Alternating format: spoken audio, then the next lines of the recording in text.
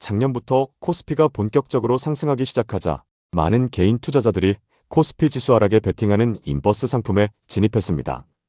지난 6개월 동안의 코덱스 인버스 누적 순매수 데이터를 보면 외국인은 소폭 순매수에 그친 반면 개인들은 무려 2억 3천만 주를 순매수했습니다. 평균 단가를 3,000원 수준으로 가정하면 약 6천억 원이 한 상품에 묶여있는 셈입니다. 여기에 인버스 2배 레버리지 상품인 곱버스와 그리고 타 자산운용사의 유사 상품들까지 포함하면 개인들의 코스피 지수 하락 베팅, 누적 순매수 규모는 수조 원을 가볍게 넘어설 것으로 추정되죠. 문제는 단순히 조금 물린 정도가 아니라는 점입니다. 코스피 하락에 베팅한 사람들은 굉장히 고통스러운 나날들을 보내고 있죠. 특히 곱버스에 진입한 투자자들의 경우 손실폭이 매우 큰 상황입니다.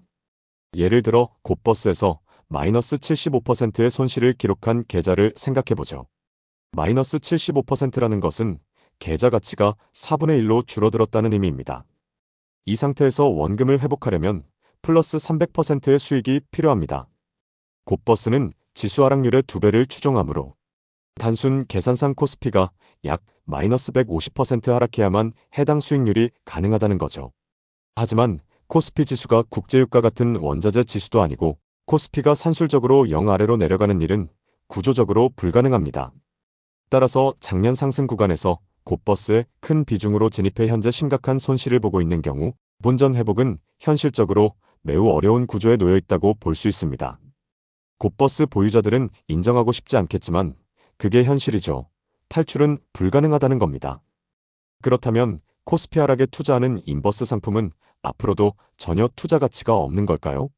오늘 이야기의 핵심은 바로 인버스에 접근해야 하는 최적의 타이밍입니다. 제가 기술적으로 판단했을 때 작년 상승장 이후 인버스에 접근할 수 있었던 구간은 3차례였습니다. 2번은 이미 지나갔고 하나는 현재 구간입니다. 첫 번째는 작년 7월 코스피가 3,200을 기록한 뒤 9월 초까지 횡보하던 시점입니다. 두 번째는 작년 10월 말 코스피가 4,100선을 돌파했을 때였습니다. 저는 인버스 타이밍을 볼 때 상대 강도지수 RSI뿐만 아니라 볼린저 밴드도 함께 활용합니다.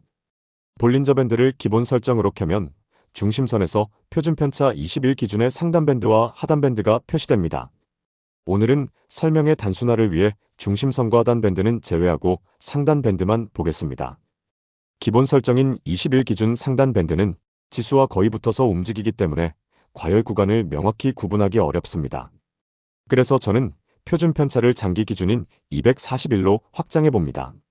이렇게 설정을 바꾸면 차이가 분명히 드러나죠. 기본 설정으로는 포착하기 어려웠던 과열 신호가 장기 기준 상단 밴드에서는 지수와의 이격을 통해 보다 선명하게 드러납니다. 볼린저 밴드의 개념은 단순합니다. 주가가 중심선을 기준으로 상단과 하단 밴드 사이에서 움직일 확률이 약 95%라는 통계적 전제를 시각화한 도구죠. 그런데 이렇게 표준 편차가 장기 기준에서의 볼밴 상단을 지수가 크게 상회하고 있으면 통계적으로 지수는 다시 볼밴 상단선과 붙어서 만날 확률이 크다는 거죠. 그 말은 증시가 기간 조정으로 횡보를 하던지 가격 조정으로 떨어지던지 아니면 둘이 동시에 발생하던지 주가지수와 볼린저 밴드 상단선은 다시 만나게 되어 있다는 겁니다. 볼린저 밴드의 표준 편차를 장기화하면 구조적 과열에 가까운 구간을 식별하는 데 도움이 되는 거죠. 제가 작년 11월 초 코스피에 대해 조심해야 한다고 언급했던 것도 이런 기술적 분석에 근거한 판단이었습니다. 당시에는 RSI 중심으로 설명했지만 본질은 과열 신호에 대한 경고였습니다. 현재 구간 역시 작년 11월 초와 유사한 흐름으로 해석하고 있습니다. 지금은 코스피 지수가 241 기준 상단 밴드와 상당한 이격을 보이며 상승하고 있습니다.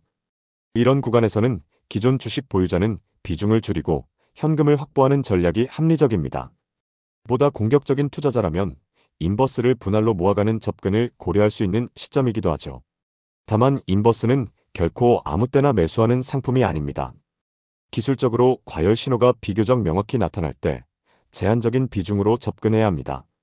무엇보다 계좌 전체를 걸거나 확신에 기반한 몰빵은 매우 위험하죠. 지금까지 많은 인버스 곱버스 투자자들의 실패는 어디가 과열 신호인지는 모른 채로 과열 구간도 아닌데 코스피 하락에 베팅하고 그리고 고점 확신에 기반해 초기에 과도한 비중으로 들어갔다는 데 있습니다. 인버스 투자는 난이도가 매우 높습니다. 구조적으로도 장기 투자에 유리한 상품도 절대 아니죠. 타이밍과 비중 조절에 실패할 경우, 판단이 빗나갔을 때 회복이 극도로 어려워지는 매매 방식이라는 점은 분명히 인식해야 합니다.